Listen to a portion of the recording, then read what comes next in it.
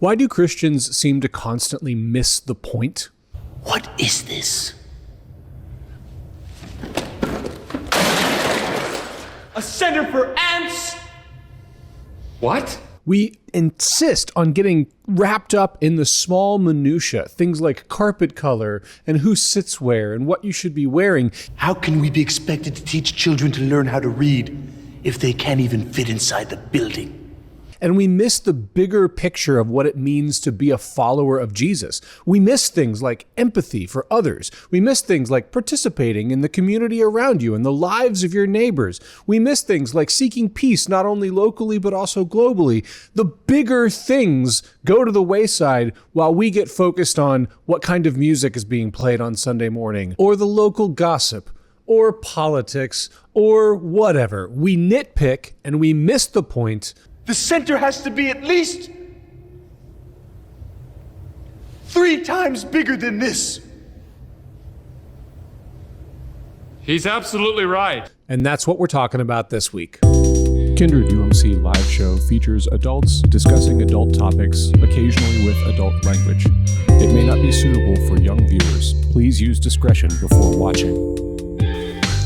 Hello all, welcome once again to the Kindred UMC pre-recorded live show, coming to you not live, but pre-recorded from my front room, aka Kindred Studio A. My name is Chris Hayden. I am the pastor of Kindred UMC. Hi, I'm Andrew, and I'm the lay leader of Kindred UMC. We're finished. Okay. That is all. Yeah, to you. I'm Ryan. Anything about you, Ryan? You care to share? I have size 11 shoes. Size 11 shoes. Wow. Anyway, I won't. We're all a little tired. Yeah. I tried a new routine this evening by eating dinner before we record, and I should not do that. It makes me very tired.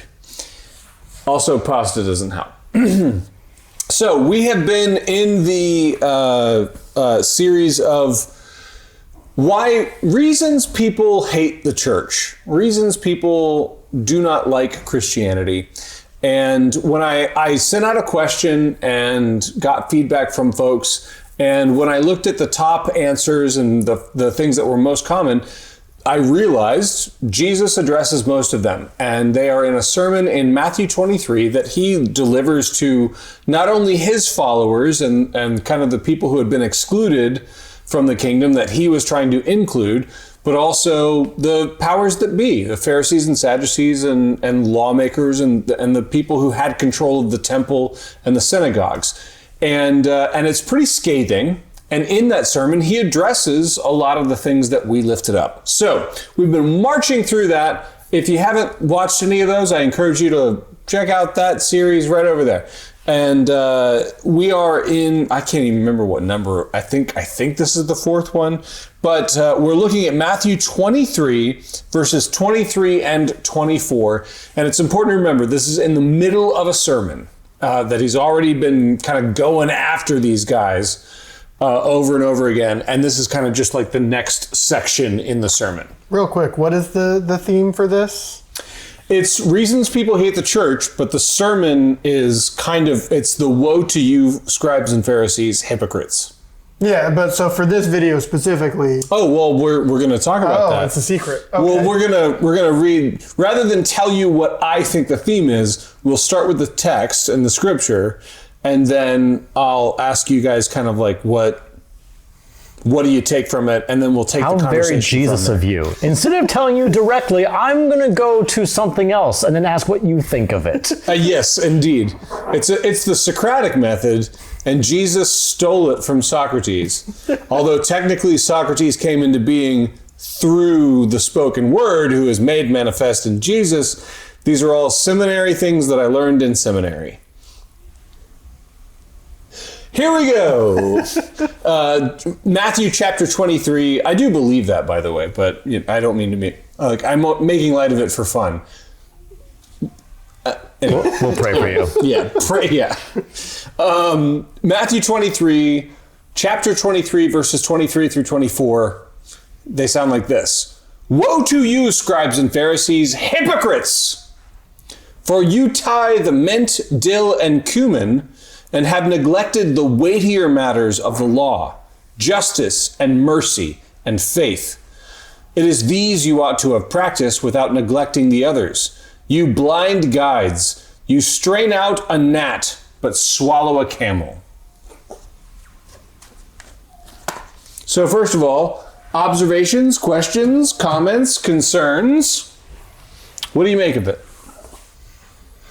It sounds like he's talking about how they like to get focused on the small things instead of paying attention to the big things like justice and the other things in the list. Yes. And then like the metaphor, you strain out a gnat. So like you're putting like I assume the idea is you have like a bowl of soup or something and you're like carefully picking out this tiny little gnat, and then there's a whole camel in there that you just swallow down without really thinking about it. That is what I think as well, and that's kind of the pervasive interpretive. That's the agreed upon interpretive lens, surely, and also kind of harkens back to things like you point out the splinter in your brother's eye while neglecting the log in your own. So it's not exactly a brand spanking new idea. Like, this seems to be a consistent theme within the Gospels as they depict Jesus's ministry and preaching. So, how about you, Ryan? Yeah, the part where he refers to them as blind guides stuck out to me this time around, because I think often I personally stuck on the idea about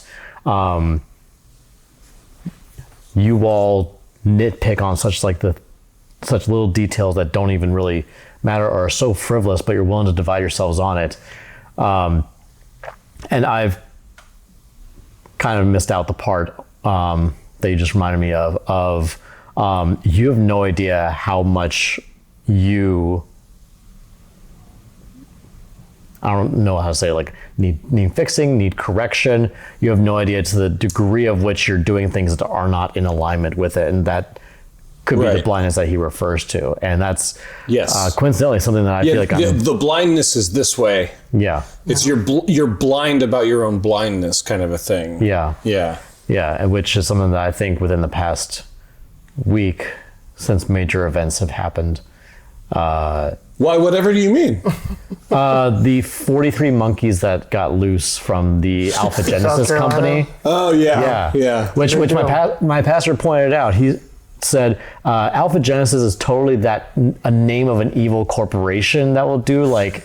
Yeah, we'll do it does sound like something from Resident Evil. Yeah. Or like Portal. So, Half-Life. but anyways, I just mentioned that just to say that it's been kind of helping me to point out, like, where am I blind to meet other people's needs while I've been trying to aggressively like pursue my own and like fine tune, nitpick my own stuff, my own gnats. Yeah. Well, so one, I think that is the call of every disciple. It is very tempting for us to focus on what we perceive as other people not doing right. It's very easy for us to do that. Like, that's kind of human nature. And like, you know, I've been married twice now, and I can tell you that's what comes naturally. What comes naturally is anytime something's not going wrong or not going right in the relationship, the immediate reaction is, what did she do? Why isn't she, you know, and like, and a disciple of God, a follower of Christ, pauses and considers what am I doing? How am I contributing to this? And not to say that it's always me, you know, it's not always this direction, but bothering to genuinely consider it. You know, prioritizing the relationship and the peace of the relationship and the, like, how we love each other above being right or your ego. I would say that's a hallmark. Like, the truth of the matter is more important than the ego of the matter. And that's a hallmark of being a follower of Christ. Mm-hmm. And I think there's a serious element of that in this critique.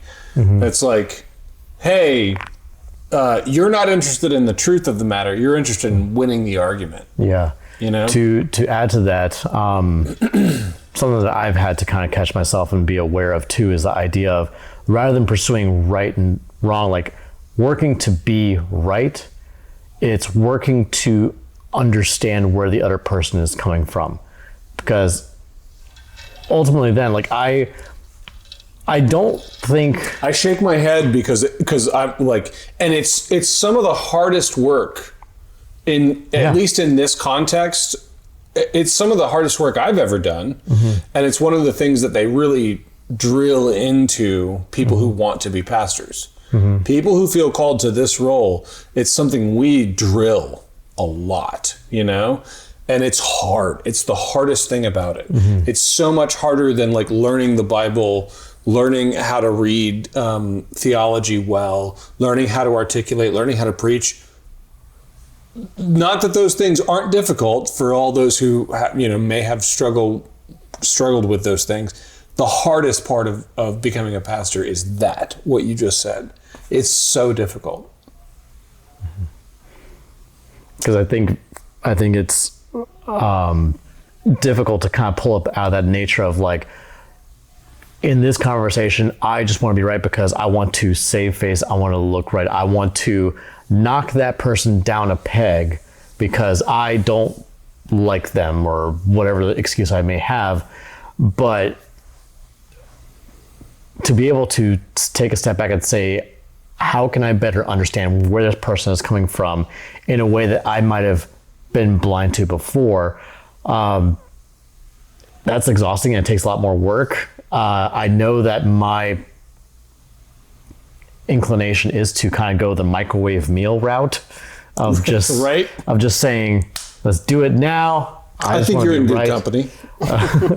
Versus, okay, how do I take the time to let this, develop to understand and empathize rather than trying to win? This isn't meant to be like a victory that I'm supposed to win. The real victory is in, does our discussion lead each of us closer to God, or is it dividing a wedge? Yeah, and I would say one of the important understandings for me, at least, that I think applies universally, but I want to practice humility, the understanding that God is truth. So whatever is true is God, and whatever is God is true. And so, like, if we're really pursuing God, then what we're actually pursuing is the real truth of things. And that is difficult because none of us have the truth kind of like cornered, None of us have that market cornered. We don't have a monopoly on it. There are truths that we come to understand by making ourselves vulnerable to people who are not acting in good faith. Like there are truths that we come to understand by being Christ-like, by being vulnerable and by submitting ourselves, even when we know it's not the safest, best thing to do.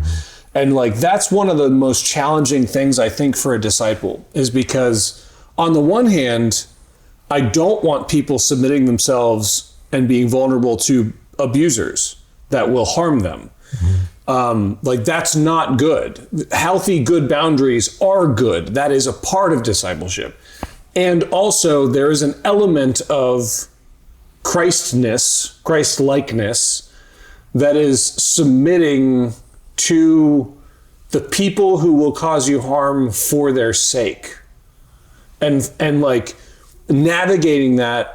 And I don't have a great like formula for it. Like that's very, very difficult.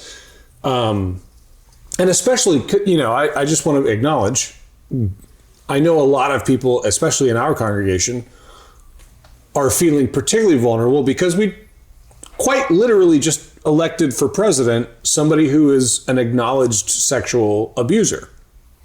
Like by his own words, by his own admission in recordings. Like whatever you think about President Trump, there is no avoiding the fact that this man has assaulted women without consent. Like there's just no avoiding that. And so I think a lot of people are feeling vulnerable in that particular aspect these days. And so like there is this balance that's very tricky and very dangerous even of, okay, how do we practice this Christ-like vulnerability to open ourselves to new ideas and open ourselves to the grace that's extended to all of us, including the people who have harmed us? And also, how do we practice healthy boundaries and be like, I'm not going in the room with that dude. You know, like I'm not going into that place where those people are going to say these things. I'm not willing to do that. I'm not equipped to do that. That will harm me. That will be terrible for me. It's a very tricky thing to navigate. And I wish I had a clear and cut like formula for it. But the best I have is to simply acknowledge that is kind of the waters we swim in these days. And the best advice I have is to ask God and to cooperate with a community you trust in order to find like, okay, where's the middle ground? Where's my healthy next step? Mm-hmm. And where are the steps that will actually lead me maybe into harm and things that will set me back, not move me forward. I don't know. I talked a lot there, but I think that's important to articulate. Any reactions to that? Does that spur any other thoughts? I don't want to shut you guys down. No, I think that makes a lot of sense. I mean, it's sort of like even outside of the realm of religion or politics or something like that, that's sort of like a huge part of life is finding the balance between being open to new things and not being so open that you're being constantly harmed. Because it can be easy to be harmed when you're that open. Right. And a lot of people have experienced that. And let's be honest, there are people out there who will actively look for people who are doing that so that they can take advantage. Yeah.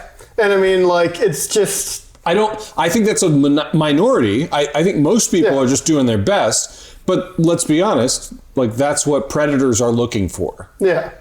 But to your point, it's so important because, like, I mean, you don't know what you don't know. And so until you put yourself out there with people that might know that stuff and immerse yourself in that kind of knowledge, then you're never going to understand the things that you don't even know to look for, to research, to look into. Yeah. Until it comes up in some situation that, you know, sets off a light bulb in your head that says like, oh, hey, that's interesting. I should look further into that. But if you're with other people that have never heard of that thing and that's the only people you ever interact with and that's the only culture that you involve yourself in, you'll never even know that exists. Right.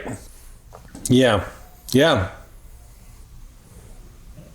Yeah. The factor of you don't know what you don't know is... So I just think I think this is an introspective time, period, like full stop. And it certainly has me introspective. And one of the things that I think is really, really helpful and that should be emphasized, I want to acknowledge that churches have done a lot, have participated in a lot of this harm and caused a lot of harm. And it is very, I mean, like that's the nature of this series is like trying to acknowledge like, yeah, churches screw up, you know? And also, it is very dangerous to embark on this type of work in isolation. And there's so many things just structurally in the way that we're interacting now as a society in the West, as a modern society that's connected to the internet, that's in many ways influenced by different algorithmic like propensities, you know, like, hey, if you like dogs, they're going to show you a lot more dogs. And then you all of a sudden find yourself going like, are there even cats in the world? You know, it's like that those types of things. And of course that goes to like extremes, you know, that goes to extremes in ideology. there's just no replacement for a community of actual people that you're actually involved with, that actually love you, and you actually commit to loving them, because it won't be easy. They're going to say some wild stuff that you disagree with, and you're going to have to make a choice whether or not you're going to participate with them again. And I'm not talking about things that are harmful. I'm not talking about some pastor that comes and says something about your body that makes you think that they might be hitting on you. That's not what I'm talking about. I'm talking about theological things that they disagree with, maybe, and you're going like, that's not what I was taught. Those are the types of disagreements I'm talking about. The other types are like, hey man, talk to an authority figure, go report that. Like, anything like that is dangerous and bad. But I disagree on the theology. I disagree on the politics. I disagree on the policy. Those things are also have become things where you're like, I'm not safe here. And I want to invite people to really, really take seriously and analyze what's hurt, what's harm, and how can I not do that work alone or in an echo chamber? How can I do that in a real group that I do believe loves me? That's an important factor, that I believe loves me. I believe that there is love in this environment, and I believe that I can commit myself to loving others in this environment. And that's hard. Like that's really, really, it's not easy, so I don't want to be flippant about it. But I do believe that is the call. It's really, really difficult, maybe impossible, to be a follower of Jesus in isolation or in an echo chamber. But it's also equally impossible to be a follower of Jesus when you're just being crushed and harmed all the time and you don't know, like, maybe not impossible, but that is equally difficult. So find a place that is loving, but also don't get into an echo chamber, I guess, is where I'm landing on this one. Any final thoughts? To tag in, with the type of work that I do in addictions counseling, one of my supervisors has taught me that more than doing like one-on-one therapy, which is good and important, more than medication, which is good and important, going to therapy groups, being part of a group or community that is like-minded and in the same direction, that also hears your story, validates it, and makes you feel like you are still accepted as someone at the table, is the most healing thing for someone that is in active recovery. And to kind of align with what you described too, having a community to go to is more indicative of what I think Christ calls us to than whatever solo journey I feel like I should propel myself to because society tells me to be a self-made person, or that I should try to figure this all out because I'm an adult, or that, I've been a Christian for, that I've grown up in the church for X amount of years, therefore I should know all these things and not be a screw up ever. And if I do, then it's a failure on my entire life up to this point. And that's not the point of it all. The point of it all that I'm realizing is that I do need a community to thrive in. I do need to be a part of something because I feel like that is where God gives me the most purpose. I feel like that's where he takes the skills, knowledge, and abilities that I have in this time and age and amplifies and says, like, I have a place for you here. And the more that a community is built, that's where other people can get involved to kind of like to be in the pool, sort of. It's like, I can't go up to a person and argue them into swimming. I have to provide a pool and say, what do you think of this? Mm-hmm. Because otherwise, I'm just looking to convince them that swimming is the best thing in the world, rather than how does this serve you? What can we learn from this together? What do you think? How can I hear your experience? I wholeheartedly agree. I also think there's another element of, there have been so many times in my life, because we started talking about like blindness to our own things. That's kind of where the conversation started. And if I didn't have people who I knew loved me, who I knew that they were with me in my life and for me, and that they would pull me aside and say, I'm concerned about this thing, and you need to look at it. Mm-hmm. That can't happen in isolation or in casual, it can't happen in fake community. That there has to be trust and love and a real buy-in and a real reciprocal ability. You can't say to somebody, I'm worried about this, I think you have a problem, unless you've really received them. Mm-hmm. Unless you've really looked at them and heard them and been like, you are welcome and you're a part of my life. Then all of a sudden there's credibility when it's time to go, I'm concerned about this particular thing. And vice versa. We can't hear those things unless we really submit ourselves to a group that we believe accepts us and loves us that way. Mm-hmm. And I think that is the power of kind of that group therapy idea. For me, it brings up chaplaincy. I was in a group of other chaplains and we were going through education in addition to being chaplains and actually working. And it was a community of mutual understanding because we were all doing very difficult work together. But also, we had all heard each other's stories. We all knew each other's pasts, and we had all received each other and kind of committed to loving each other. And so when somebody in that group would tell me, I think you're being this way about this, it landed and it carried weight. Mm-hmm.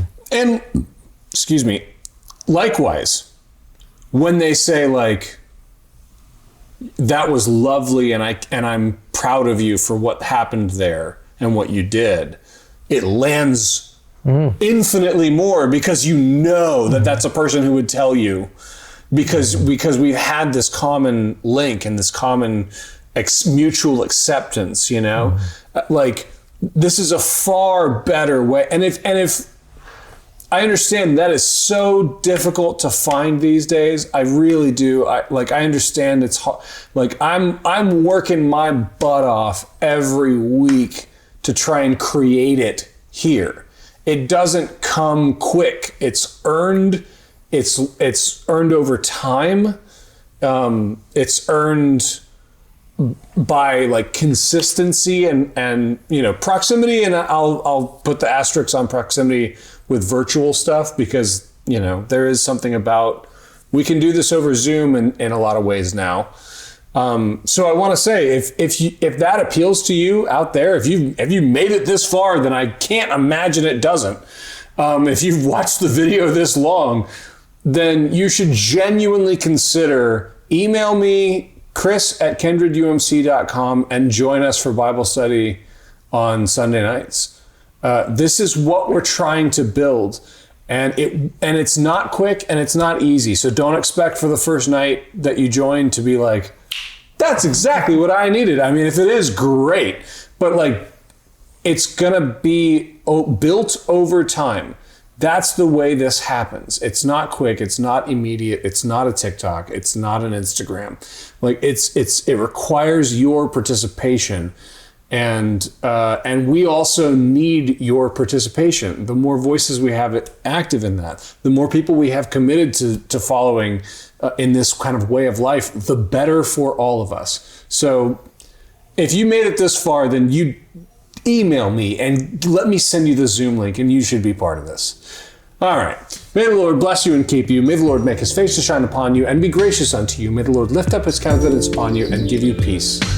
Amen. Hopefully that's an email that's coming in right now. They knew.